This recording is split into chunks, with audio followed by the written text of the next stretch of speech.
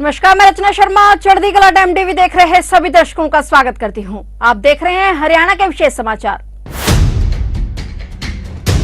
मुख्यमंत्री मनोहर लाल सबका साथ सबका विकास की धारणा को चरितार्थ करते हुए प्रत्येक वर्ग का विकास करते हुए चलते हैं। सीएम मनोहर लाल का उद्देश्य है कि अंतिम पायदान पर खड़े हर गरीब व्यक्ति तक सरकार द्वारा चलाई गई योजनाएं पहुंचे। इसके लिए मनोहर सरकार लगातार प्रयासरत है। इसी कड़ी में सीएम मनोहर लाल ने श्रमिकों के बच्चों को दी जाने वाली छात्रवृत्ति में अभूतपूर्व बढ़ोतरी की है। मुख्यमंत्री मनोहर लाल ने कहा कि अभी तक बेटों और बेटियों की छात्रवृत्ति राशि में अंतर रहता था, लेकिन बेटों और बेटियों को एक समान मानते हुए निर्णय लिया गया है कि सभी प्रकार की छात्रवृत्तियों की राशि दोनों के लिए एक समान होगी। मुख्यमंत्री ने औद्योगिक श्रमिकों के बच्चों को दी जाने वाली छात्रवृत्ति में अभूतपूर्व बढ़ोतरी करने की घोषणा की। वर्तमान में छात्रवृत्ति की राशि जो 5,000 रूपए से शुरू होकर 16,000 रूपए तक जाती थी, वह अब 10,000 रूपए से शुरू होकर 21,000 रूपए तक जाएगी। मुख्यमंत्री ने श्रमिकों की स्नातक स्तर में शिक्षा प्राप्त कर रही बेटियों को इलेक्ट्रिक स्कूटी प्रदान करने के लिए 50,000 रूपए की राशि देने की घोषणा की। सीएम ने श्रमिकों के लिए कई और घोषणाएं की और इसके अलावा मुख्यमंत्री ने क्रोनिक बीमारी होने पर श्रमिकों को स्वास्थ्यप्रद खान पान हेतु 2,000 रूपए प्रति महीने दिए जाने की भी घोषणा की। सीएम ने कहा कि परिवार का पालन पोषण करने के लिए काम की तलाश में श्रमिकों को एक नगर से दूसरे नगर जाना पड़ता है, इसलिए उनकी सुविधा हेतु पहले चरण में फरीदाबाद, गुरुग्राम, सोनीपत और यमुनानगर में प्रत्येक जिले में 500 फ्लैट उपलब्ध करवाए जाएंगे। श्रमिकों की कई बार क्रोनिक बीमारियां, ये जो बीमारियां होती हैं जानलेवा भी कई बार बीमारियां होती हैं, लेकिन इसमें उनके इलाज का तो सारा खर्च ईएसआई से हम लोग क्योंकि रजिस्टर्ड हैं वो सब मिलता ही है, लेकिन उनको कई बार एक अच्छी डाइट की आवश्यकता होती है। तो उस डाइट के लिए, स्वास्थ्यप्रद खान पान के लिए अपनी जो सैलरी है उसके अलावा 2,000 रुपये महीना उसके केवल खान पान के लिए इसमें हमने बढ़ोतरी की है। जिनको ये जब तक वो बीमारी होती है उनको 2,000 रुपये महीना ये अलग से भी उसमें मिलेगा। श्रमिकों के लिए 4 बड़े नगर फरीदाबाद, गुरुग्राम, सोनीपत और यमुनानगर HSIDC के जिम्मे हमने लगाया है। वो इन सब स्थानों पर जो आवासीय मकान है, अस्थायी जिनको रहना होता है, उनके लिए पहले चरण में, मैं पहला चरण कह रहा हूं, आगे और बढ़ाएंगे, पहले चरण में इन चारों शहरों में 500 फ्लैट यानी कुल 2,000 फ्लैट इस वर्ष में तैयार कर दिए जाएंगे। जो ऐसे जो अस्थायी कर्मचारी जो कई बार जो कभी कभी कहीं नौकरी करते हैं, बाहर चले जाते हैं, जिनको किराए के लिए आवश्यकता होती जगह की, उनको ये 2,000 जो फ्लैट हैं इनका निर्माण किया जाएगा।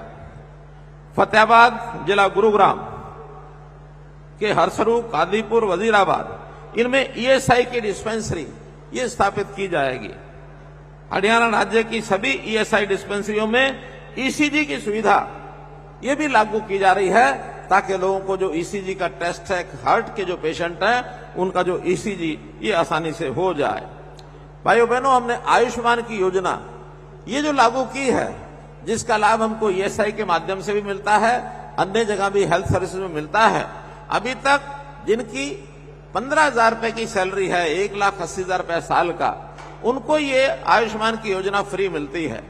इसके ऊपर 3 लाख रुपए तक अर्थात 25,000 रुपए महीना, 15 से 25,000 रुपए महीना जिनकी सैलरी है, उनको भी एक बहुत नॉमिनल 125 रुपया मासिक, इसके बदले में 5 लाख रुपए का जो बीमा है ये उनका सबका किया जाएगा।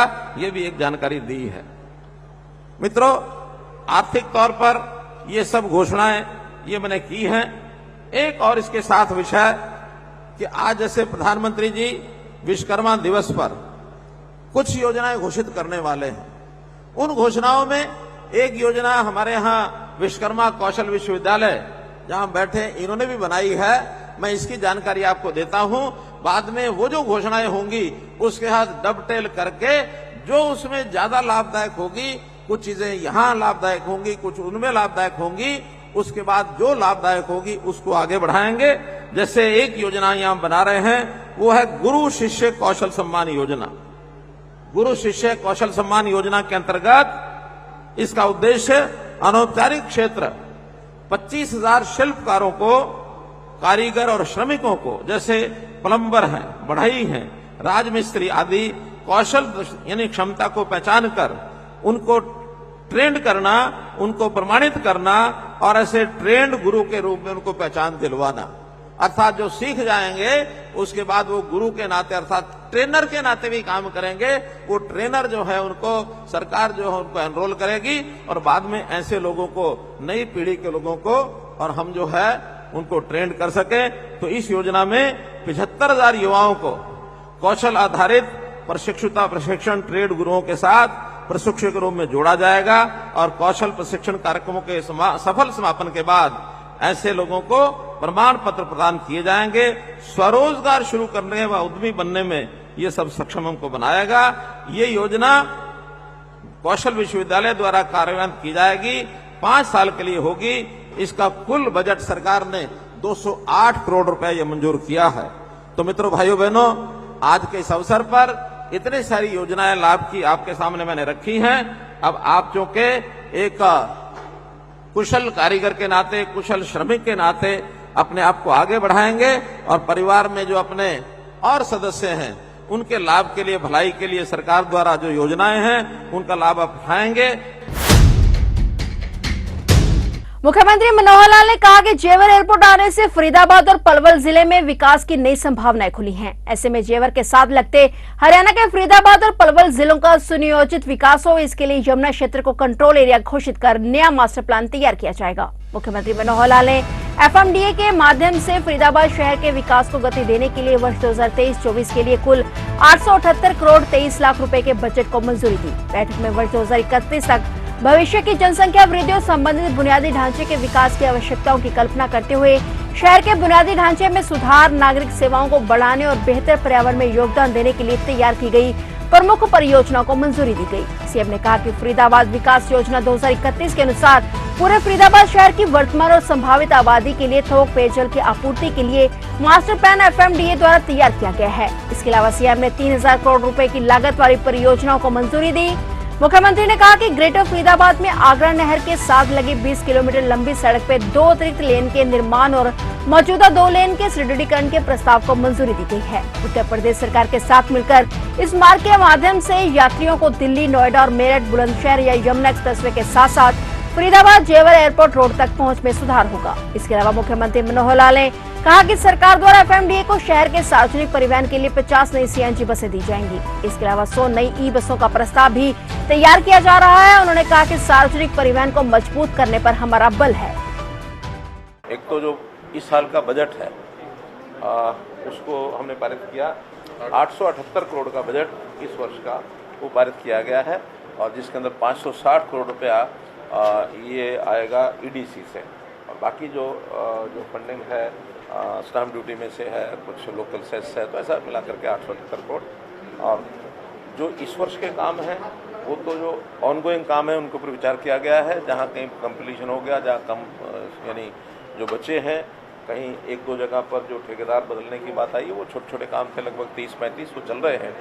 आगे विचार किया है कि जो बड़े काम हैं FMDA वही करेंगे और जो छोटे काम हैं पहले से MCF जो कर रहा है अब MCF ही करता रहेगा, MCF से टेक ओवर नहीं करेंगे छोटे काम।